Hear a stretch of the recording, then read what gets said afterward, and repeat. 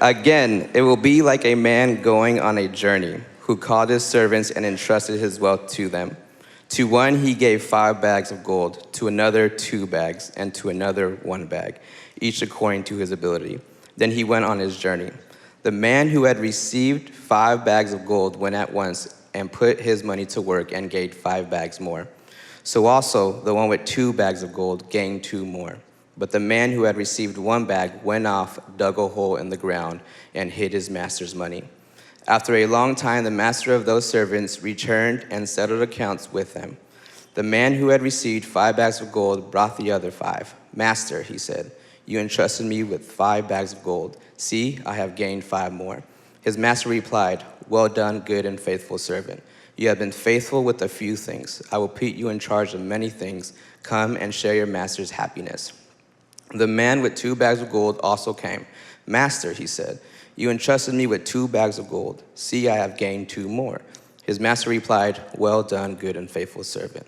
You have been faithful with a few things. I will put you in charge of many things. Come and share your master's happiness. Then the man who had received 1 bag of gold came. Master, he said, I knew that you are a hard man, harvesting where you have not sown and gathering where you have not scattered seed. So I was afraid and went out and hid your gold in the ground. See, here's what belongs to you. His master replied, you wicked, lazy servant. So you knew that I harvest where I have not sown and gather where I have not scattered seed? Well then, you should have put my money on deposit with the bankers so that when I returned, I would have received it back with interest. So take the bag of gold from him and give it to the one who has 10 bags. For whoever has will be given more, and they will have an abundance. Whoever does not have, even what they have, will be taken from them. And throw that worthless servant outside into the darkness, where there will be weeping and gnashing of teeth. This is the word of the Lord. Thanks, Joseph. Throw that worthless servant outside into the darkness, where there will be weeping and gnashing of teeth. This is the word of the Lord. It's a lot of uncomfortable laughter. Thanks be to God. Stories like this really freaked me out growing up. The stakes seemed so high. Jesus was either going to double my bags of gold or throw me out into the darkness where there was weeping and gnashing of teeth. What in the world? Jesus seemed so nice all the time. He was always feeding people and healing people and loving people. And then there's the story like this that makes God out to be unpredictable and capricious and impulsive and kind of temperamental. And maybe it's a weird thing to say as a pastor, but sometimes I still feel that way when I read the Bible. I'll be reading and seemingly out of nowhere, bam, throw that worthless servant outside into the darkness where there will be weeping and gnashing of teeth. And I'll kind of look over my shoulder and think, what just happened? Are you reading what I'm reading too? And I'm sure I'm not alone when I say that there are parts of the Bible that still give me pause. But something has changed in me over the years, and while they still unsettle me, passages like this don't trip me up as much as they used to. So what's changed?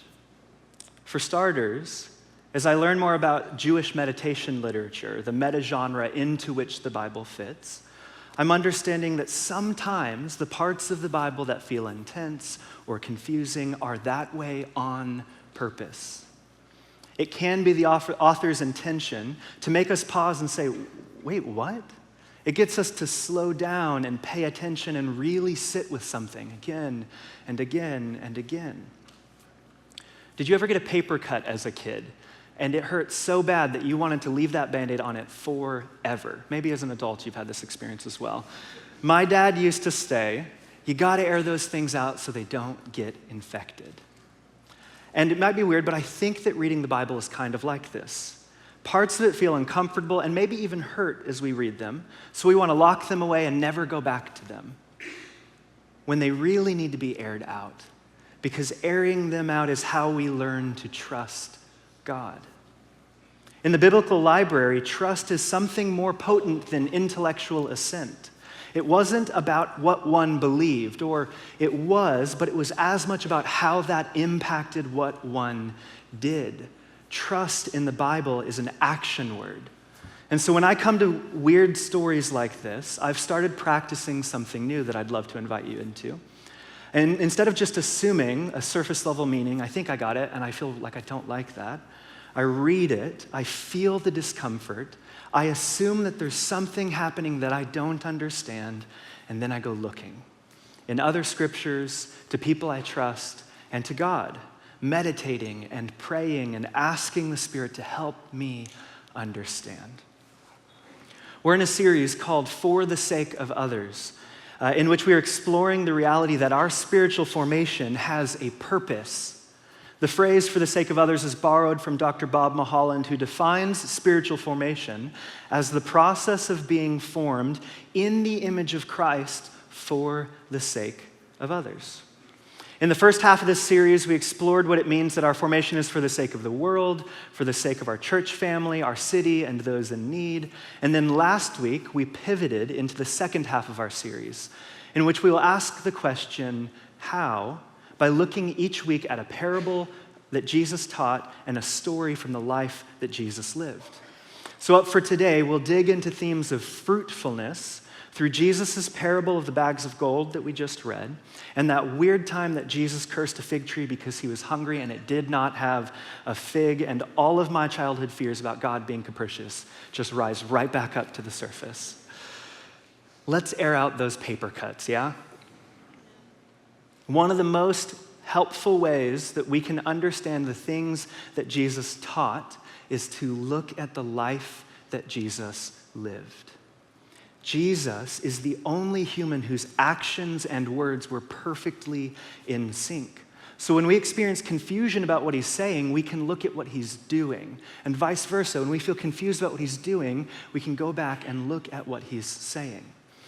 Now, unfortunately, in this case, you might experience confusion with both.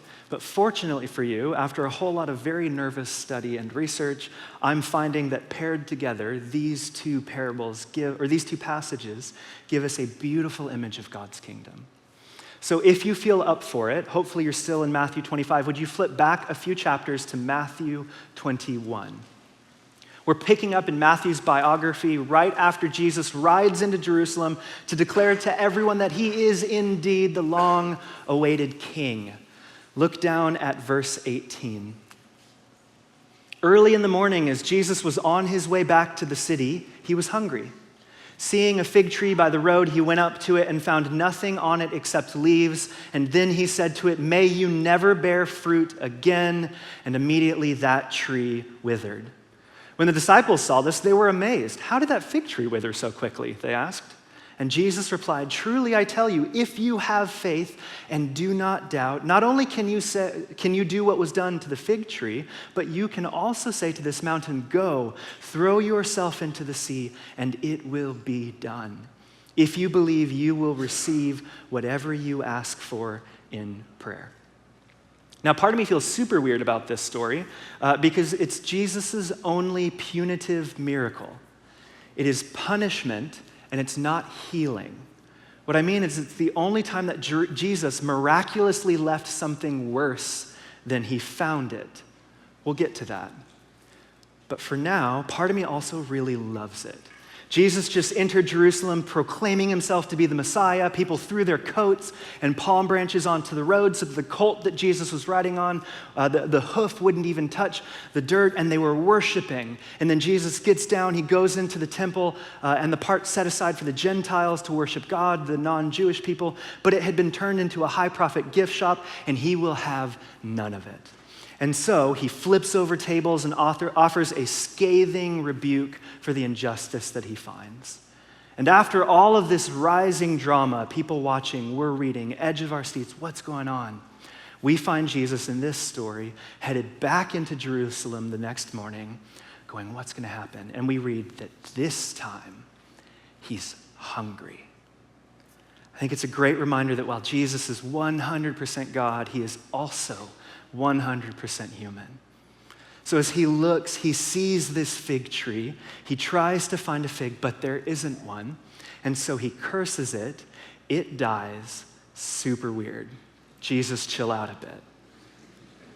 And it gets even more confusing when you read Mark's account of the same story, because he tells us that it wasn't even fig season. So Jesus punishes a plant for not having the fruit that he knew it wouldn't have. What is going on? Well, when we take a step back and we look at the context, it becomes crystal clear what Jesus, the master teacher, was doing. Matthew places this event right after the time that we just talked about. Jesus goes into the temple, he flips all the tables. Think about that deeper. Jesus went into a place that should have been an image of God's kingdom, God's fruitfulness, and he found what he knew he would find: injustice or fruitlessness. Scholars believe that the cursing of this fig tree is a symbolic, punitive gesture performed in front of the disciples to demonstrate that Jesus was frustrated with the fruitlessness of Israel. But why do it like that? Well, Jesus was embodying the symbolic performance art of an ancient Hebrew prophet. In the Hebrew scriptures, God orders a few people, we call them prophets, to act in some way that makes people look at something that they were willfully ignoring. But there was often something intentionally unsettling about it. They did it in a way that was so strange that you couldn't look away. So Isaiah was to warn about the coming Assyrian occupation of Egypt by walking around naked and barefoot for 3 years. And then Ezekiel was to warn Israel about their own sin by binding himself with his belt and laying on his left side for 390 days and on his right side for 40 days. And Jeremiah was to condemn Judah of their guilt and warn them of their coming exile. How? By burying his dirty underwear and digging them up a few days later. Jesus was pointing out something real, the fruitlessness of Israel, that everyone had become accustomed to by doing something perplexing, withering a fig tree. And if the disciples were really paying attention, they'd have recalled that the imagery of a fig tree without figs was a commentary throughout the Hebrew scriptures about Israel's fidelity. And they'd start to see what Jesus is saying. He's saying it's a problem that no one is expecting fruit from God's people. That's a problem. As if it's normal to find a fruit tree without fruit, or God's temple participating in injustice. His actions in the temple mirror his actions with the fig tree. He approached something that could and should have had fruit, but didn't, and so he brought about judgment. But, like they normally do, these disciples, who to be fair were probably mostly teenagers, totally missed the point. It was not Jesus. What was that? It makes me think about the passage. It was, what the heck? How in the world did you do that? That was crazy. And Jesus responds to their amazement by telling them that if they had enough faith, they could tell this mountain, which wasn't a parable, they were on a mountain in the city of Jerusalem, this mountain they were on to throw itself into the sea. Jesus was not saying, you too can curse plants if you believe enough. Jesus is using an image to illustrate how we, you and I, partner with God towards the demise of evil. What do I mean? Back in Genesis, at creation, the mountains come up out of the oceans, out of the seas. Order is brought to chaos. And then fast forward to this moment, we read that the mountains can be told to go back into the sea. Decreation. Jesus is promising that if we persevere enough in prayer, if we believe for and trust in God's kingdom, we will watch evil undo itself. We've been saying it every week, but our spiritual formation, mine and yours, is for the sake of others. And now we see that this doesn't just mean helping someone move or politely interacting with your coworker or tipping someone really well. It also means that through our formation, we will see systems of injustice flipped on their head.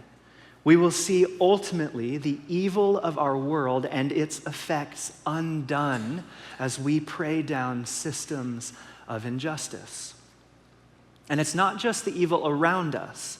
When Jesus makes a whip and he flips over tables, most of us read that and we think, get them, Jesus, get those bad guys. They're being so mean right now. But Jesus' biographers were offering something more than an entertaining series of events, weren't they? They were mirroring Jesus, who always knew that he had multiple audiences. Jesus didn't critique the religious leaders in public because it was fun.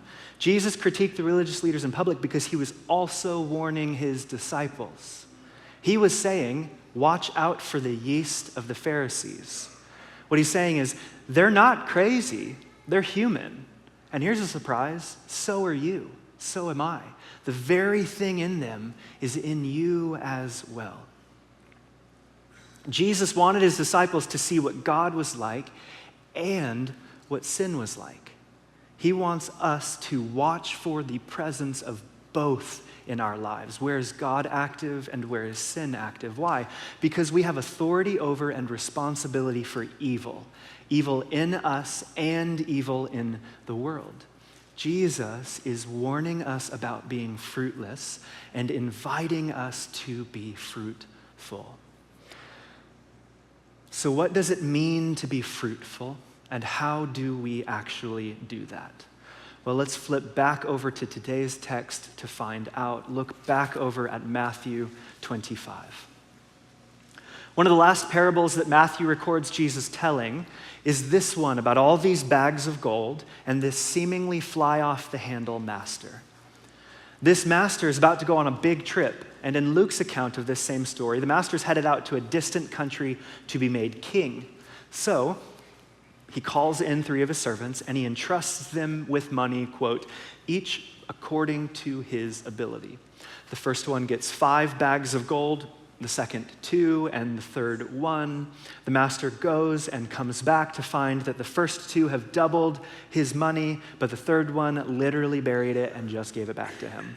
And the master, pleased with the first 2, rewards them, and frustrated by the third, punishes him. At first read, and perhaps even fourth, this is a very weird story. But like the fig tree event, Jesus was up to something, the master teacher that he was, more clever than we assume at first read. He's not talking about wise financial investing any more than the parable of the sower was about farming or the parable of the lost sheep was about shepherding.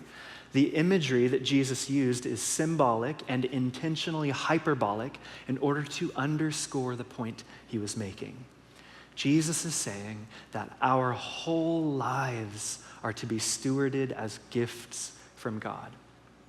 And while that can feel really inspiring to read or to hear, it's not how most of us live. Most of us think, if I had a bag of gold, I'd definitely steward that. But I've got student loans, and I've got a full-time dead-end job that I kind of hate, and that's hard to steward.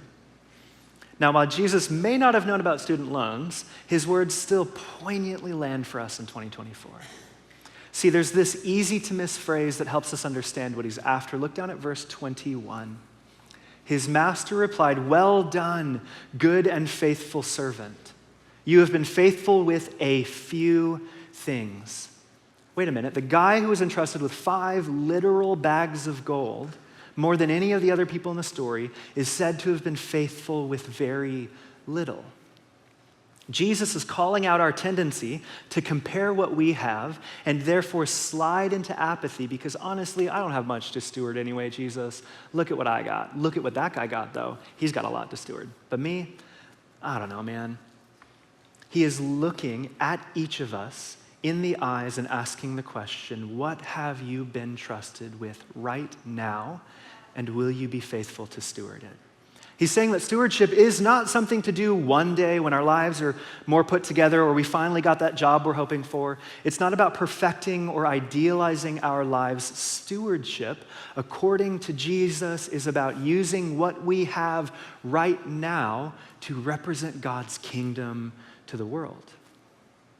This means that we should view our jobs, our relationships, our children, our grocery shopping, yes, even our money, with the kingdom of God in mind. Reflecting on this passage, philosopher and theologian Dallas Willard says it this way. One of the main ideas Jesus was addressing in this parable is how people are misled, people, me and you, are misled because they believe they have very little. They don't understand that their body and their place in life is where they are meant to reign. It's that simple. If we are to grow spiritually, we have to understand that we already are in charge of some things. So find what you have say over and use it to become the kind of person who can manage 10 cities. Jesus continues to underline this exhortation of stewardship by how he hyperbolizes the master's response to the third servant. This servant says to his master in verse 24, "I knew you so." But the master points out, "No, you didn't. You did not know me. Because if you did know me, if that's what you really thought of me, you should have at least put my money in the bank to get interest, but you buried it." The master is not being petty when he calls the servant wicked and lazy. He is accurately assessing the situation. The servant failed the test. He was entrusted with something, and he failed the test. The wickedness inside of him, the sin, was revealed. The servant was trying to get away with doing the least, living into the lie that he really didn't need to steward anything because he hadn't really been given that much. They had this much, and I only was given one. Nothing really worth stewarding. Rather than going to the bank, he literally threw an entire bag of gold into a hole in the ground and covered it in dirt. He dishonored his master, who had honored him by trusting him with this bag of gold. And then he made excuses for it. Jesus, through this parable, is saying that poor stewardship is sin. And that sin is something that impacts us here and now. Our friend at Van City, Josh Porter, talks about this text this way. In the mind of Jesus, obedience is the true measure of discipleship, not right thinking only. Intellectual belief to Jesus is empty when it does not propel lifestyle. It would be easy, or at least efficient, to come at this from the kind of fire and brimstone angle and remind all of us, myself at the top of the list, to get our acts together lest we fall helpless before the horrible judgment of God. But this story exists in a larger canvas of a bigger story, and when you take a step back and then another, something strange and haunting comes into focus. Sin has consequences in the here and now. But on that note, as we read Jesus' biographies, we see that making pronouncements of judgment didn't satisfy him.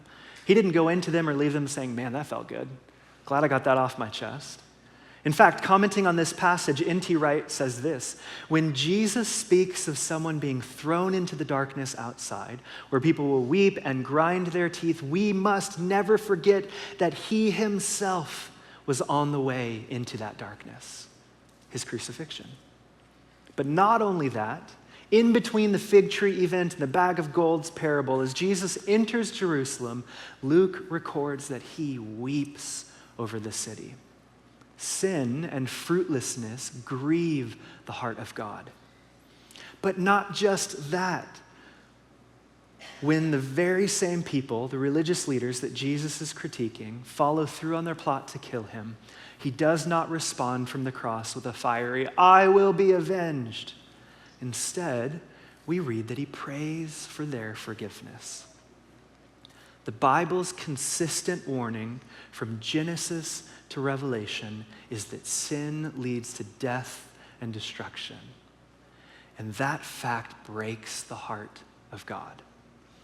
God is not standing by, idling in a baseline rage, waiting to strike out at you for your wrongdoing or laziness. God is pleading for you to turn away from the road that leads to death so that you and I can experience life to the full.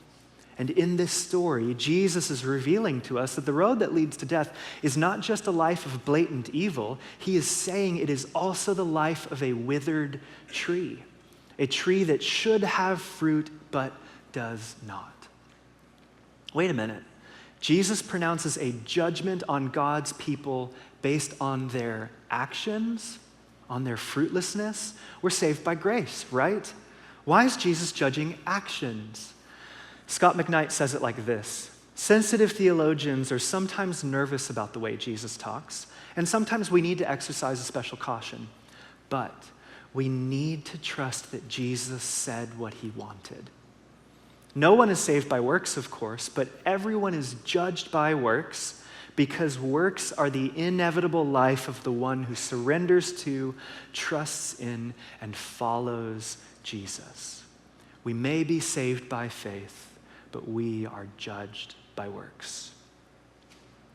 Perhaps it's obvious what all this has to do with you and me here and now. And maybe the Spirit's already pointing to a specific thing that he wants to talk to you about.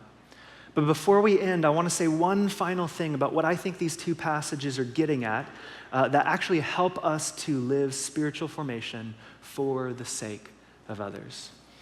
As these passages show us how much God cares about stewardship and faithfulness, they reveal that it's not just about being faithful. In fact, it's not even about being faithful with what I wish I had or what I will one day have. It's about being faithful with what I actually have.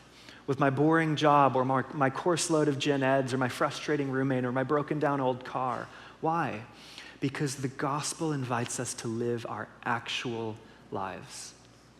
The gospel, this good news, means that Jesus meets me in the life I already have with all of its mundanity and pain and anxiety and joy and disappointment and hope, and he loves me right in the midst of it all.